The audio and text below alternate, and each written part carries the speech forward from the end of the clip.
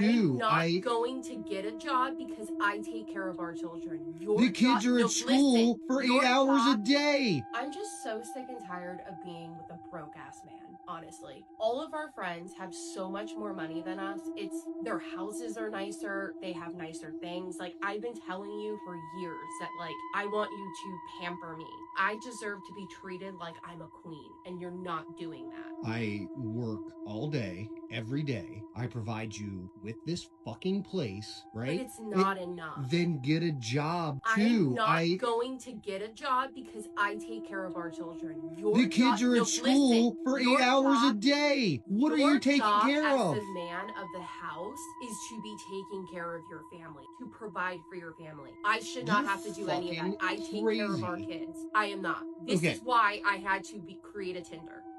Yeah, no, that's not why you created a Tinder. Yes, it is. No. Then tell me why I created a Tinder. Because you're a hoe. No, I'm not. I created a Tinder because my husband doesn't make... My husband is broke and doesn't spoil me, so I had to make a Tinder to cheat on him behind his back. Sounds like some famous last words if I've ever heard of such thing. Well, it seems as if millennials were the first generation in history to completely ditch the traditional lifestyle for Sex in the City and spring break vacation trips on the beach. With now many of them creeping up into their mid-30s and midlife crisis starting to hit them oh so steadily. This degenerate lifestyle is finally starting to catch up with them while trying to settle down and create a family structure of their own. While Facebook memories continuously reminded them of their past, and their long-lost friends continuously snitching out their mishaps to their partners. And God forbid there's children involved in anything that we just watched here, whatever the hell that was.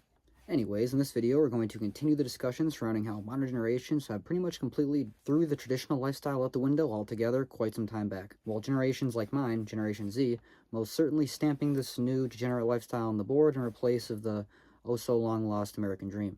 And despite which generation you find yourself in, or which tax bracket you fall into, don't forget to leave your thoughts and opinions down below in the comments. I always love to read through those and respond to the ones I see fit, as well as a huge shout out to him for you guys checking out those links down below in the description. Those are always some of the best ways to support me and the content around here. I've personally been experiencing a rough season lately, so those are some of the best ways to support me, and I more than appreciate the handful of you guys who've been reaching out through those means. I definitely wanted to say how that goes such a long way. Now, let's begin this shit show. Millennials and Gen Z are turning away from American Christianity for two reasons. One, the internet. Two, they were raised by Christian parents who were assholes. Millennials were really out here preparing for a future that doesn't exist anymore. We grew up hearing either follow your passion or just go to a good school to get a good job and you'll be set. And even if we had the privilege to be able to do either of those things, follow a passion or use a good school to get a good job, we are still out here like 10-ish years later with the very bleak reality that neither a traditionally good 9-to-5 job or following a passion is enough to be set. Our corporate jobs are not secure. Even the best performers are not safe from downsizing, layoffs, so just being good at your job and keeping your head down does not guarantee security anymore. If you're trying to land a new job, the market is so competitive and so slow that you feel like you can't be picky at all, let alone hold out for something that you're passionate about. And entrepreneurship could be an option for some of us, but entrepreneurship, freelancing, fractional work, all of that comes with its own version of hustle and grinding that can be all-consuming and detrimental to some of our mental health if we're not careful. Like, that's not a surefire avenue to go either. Now, with the lifestyle creep finally starting to reach people in modern day, at least people approaching their midlife, which is 30s, 40s, and even Gen Z feeling like they're, feeling this quarter-life crisis, midlife crisis, whichever type of crisis you want to call it. We're all going through some sort of crisis because the economy is shitty. The job market is almost non-existent. If you do have a job, you're getting kind of recommended to not get rid of it, even knowing if you stay there, the cost of living increase, the inflation increase, and everything else alongside is going to be going up a lot quicker than your pay raises. And now what can you do to subside through these issues? You can try to, juggle a bunch of these other jobs. At the end of the day, are you really able to do that? Especially when you're trying to build a family, which, like I just mentioned in the beginning of this video, most people are not really doing that anymore because it's kind of either unaffordable, it's kind of not really similar to what their peers are doing, so it seems kind of like out of the loop, out of the norm, as well as it just kind of seems like it's kind of old-fashioned because who can afford to have kids, who can afford to settle down in like a house. Do you have a down payment for a house? I mean, there was a couple videos I was watching on TikTok earlier, which, God forbid you scroll on TikTok for too long, and they're doing a breakdown of, well, I've kind of accustomed my feed to give me kind of like the similar, like kind of similar content to what I already react to here on the channel, but they're breaking down how long it would take and how much money it would take for modern generations to save up for a down payment on a house. It would take Generation Z about 7 to 8 years to actually save up if they didn't spend a single thing on the down payment of the average house that boomers were able to move into and are now retiring and trying to sell for 10x the cost. So we're definitely living in different times, and despite which generation you're from, definitely goes a long way to show how your lifestyle is going to pan out. 90% of the news outlets here in America are controlled by only 6 corporations. This is the result of decades worth of consolidation within the media industry. And what this means in practice is that as you're flipping through the channels on your TV, National Geographic, Sci-Fi, CNBC, Fox News, ESPN, ABC, VH1, and so on, you assume that there are so many different options, each offering you a different perspective on the world.